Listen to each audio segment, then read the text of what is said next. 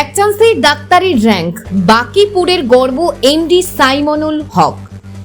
ব্রহ্মানী নদীর ধারে অবস্থিত মুর্শিদাবাদের নবগ্রাম ব্লকের প্রত্যন্ত গ্রাম বাকিপুর। আর এই ছোট্ট গ্রামে আলোড়ন ফেলেছে এক অনন্য সাফল্য।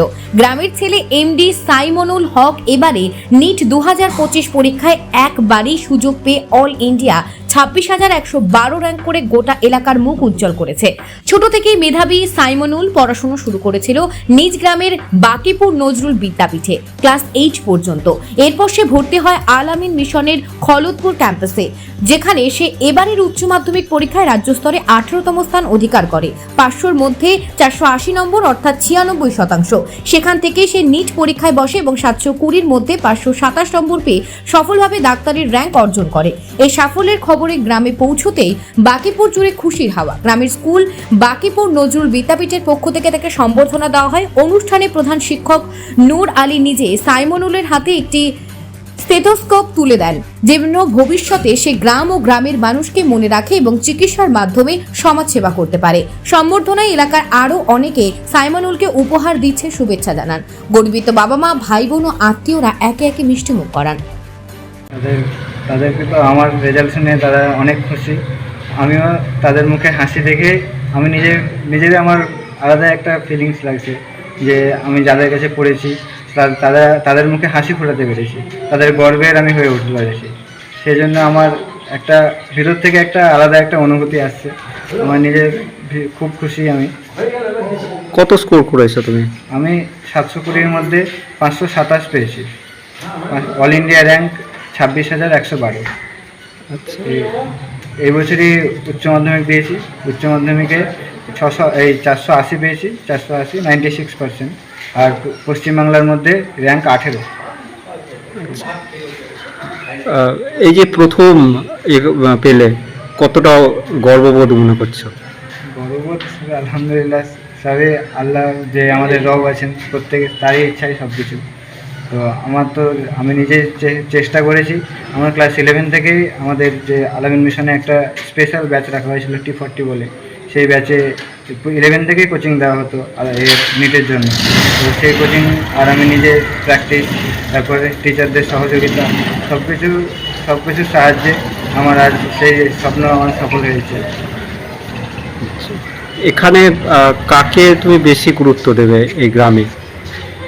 গ্রামের গুরুত্ব সবাই, আমাদের শিক্ষক শিক্ষিকা আছে, তারপর আমার আরও গ্রামের যে সবাই আমাকে ভালোবাসেন। গ্রামের প্রত্যেকেই গুরুত্ব দেওয়ার আমার ইচ্ছা আছে। ডাক্তারি হওয়ার উৎসাহটা কে দিতেন তোমাকে বেশি?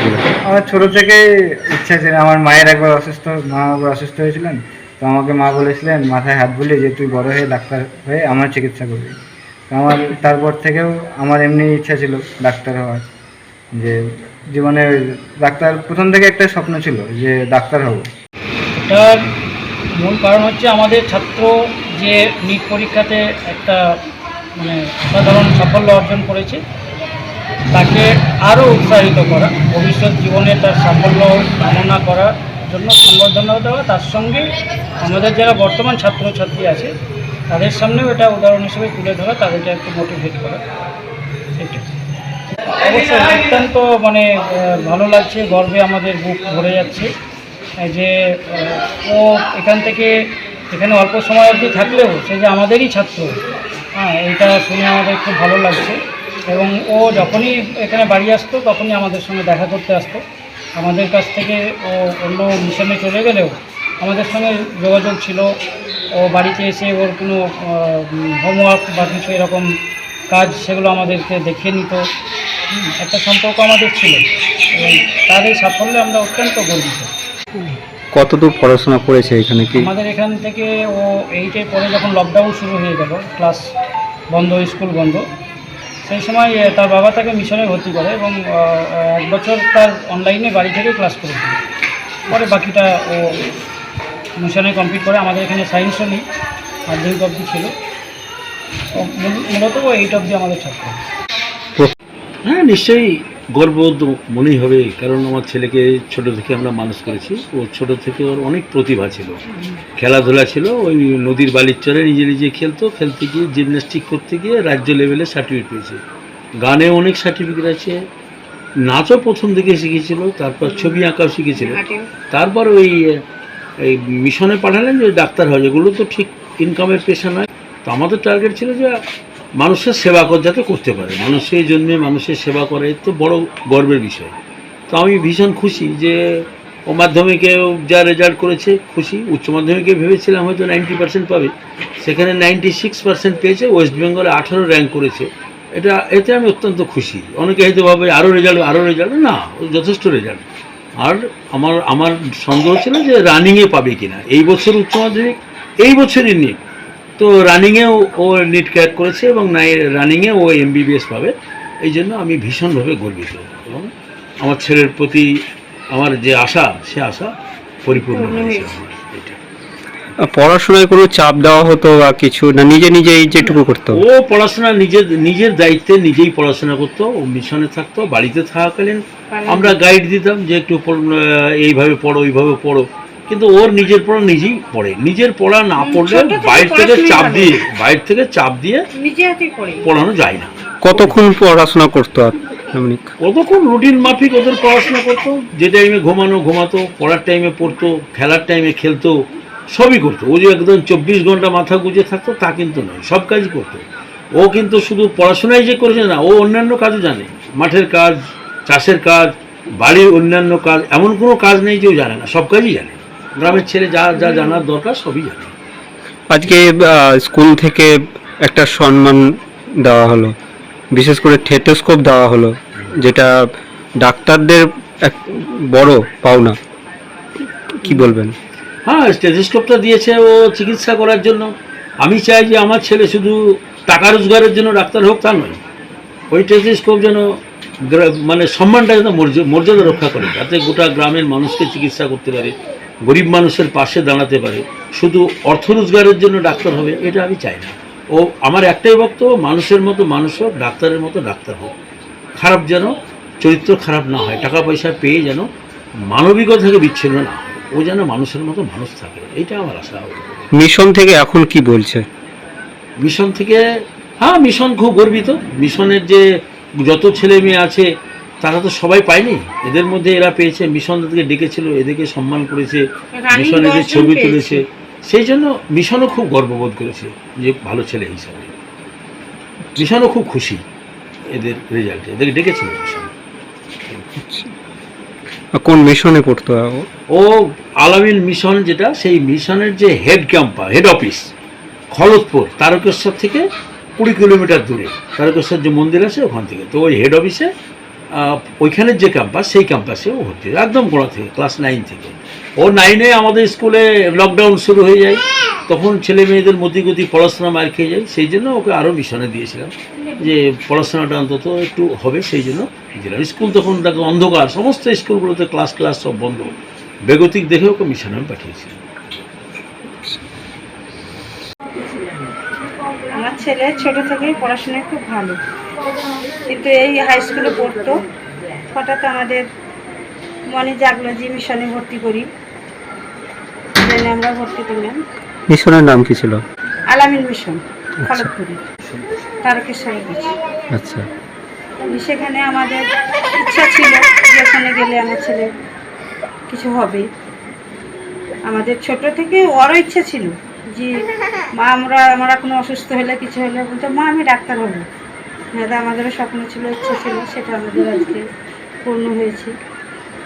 আমার ছেলে মাধ্যমিকেও ভালো রেজাল্ট করেছে, উচ্চ মাধ্যমিকেও করেছে,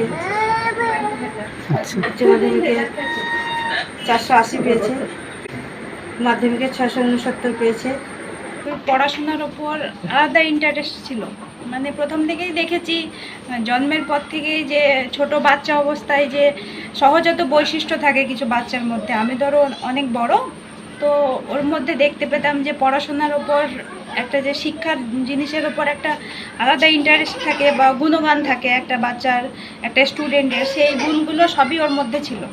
এবং ও শুধু পড়াশোনা না, ওর নিজের পড়াও ছোটোবেলা থেকে নিজেই করতো, ওকে কখনো বলতে হতো না যে স্কুল যা বা এই টিউশন পড় বা এই পড়। ওর কিন্তু পড়াশোনার উপর প্রথম থেকে একটা ন্যাক ছিল এবং ও যে আলামিন মিশনে গেছে, ও গ্রামের ছোটোবেলায় শিশু ভবনে পড়েছে এবং তারপর প্রথমে প্রাইমারিতে পড়ে, প্রাইমারি থেকে শিশু ভবন যায় এবং শিশু ভবন থেকে বাকিপুর স্কুলে, বাকিপুরে, এবার বাকিপুর থেকে আলামিনেও নিজেই পরীক্ষা দিয়েছিল ফর্ম ফিল আপ করে এবং নিজেই ভালো মার্কস পেয়ে মেন ক্যাম্পাসে, ওর স্বপ্ন ছিল যে মেন ক্যাম্পাসে পড়বো এবং মেন ক্যাম্পাসেও চান্সও পেয়ে যায় এবং পড়াশোনা হয়। সেখানে একটা T40 বলে একটা ব্যাচ ছিল, সেই ব্যাচে এবং সেখানে সবার সঙ্গে একটা টক্কর লাগিয়ে সেই ব্যাচের মধ্যে ঢুকে এবং ভালো পড়াশোনা করে।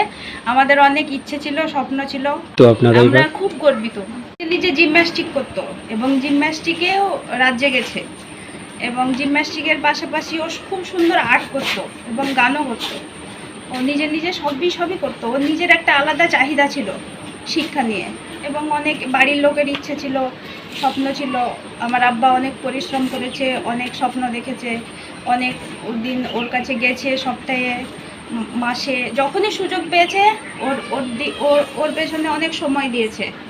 গ্রীষ্ম, খরা, বর্ষা কিছু করেনি, ওর কাছে পৌঁছে গেছে এবং সেই আশা গার্জেনের পূরণ হয়েছে, সেই স্বপ্ন পূরণ হয়েছে। চাইবো আমার ভাই ভালো ডাক্তার হোক এবং মানুষের পাশে দাঁড়াক এবং মানুষের সেবা করুক। ব্যুরো রিপোর্ট, চেতনা নিউজ। হলমার্ক সোনার গহনার বিপুল সম্ভার নিয়ে এলো জীবন্তীর সাকিব জুয়েলার্স। এখানে পাবেন দুর্দান্ত অফার। সোনার গহনার বিশ্বস্ত প্রতিষ্ঠান Jibanti Sakib jewellers and makers. একাধিক আকর্ষণীয় সোনার গহনার নকশা নিয়ে হাজির সাকিব জুয়েলার্স। নেকলেস থেকে কানের দুল, আংটি থেকে বিয়ের শাখা, পলা, নোয়া বাঁধানো সব ধরনের গহনাই পাবেন জীবন্তীর একমাত্র বিশ্বস্ত প্রতিষ্ঠান সাকিব জুয়েলার্সে। এখানে গ্রাহকের মনের মতো করে গয়না তৈরি করে দেওয়ার ব্যবস্থা রয়েছে। শুধু সোনার গহনাই নয়, কম দামে রূপোর, চাঁদির গহনার অভাবনীয় কালেকশনও রয়েছে জীবন্তী সাকিব জুয়েলার্স অ্যান্ড মেকার্সে। আমাদের ঠিকানা জীবন্তী বাস স্ট্যান্ড, শাহিদ হাজি মার্কেট, কান্দি, মুর্শিদাবাদ। যোগাযোগ নম্বর 9932846770 অথবা 7478666786।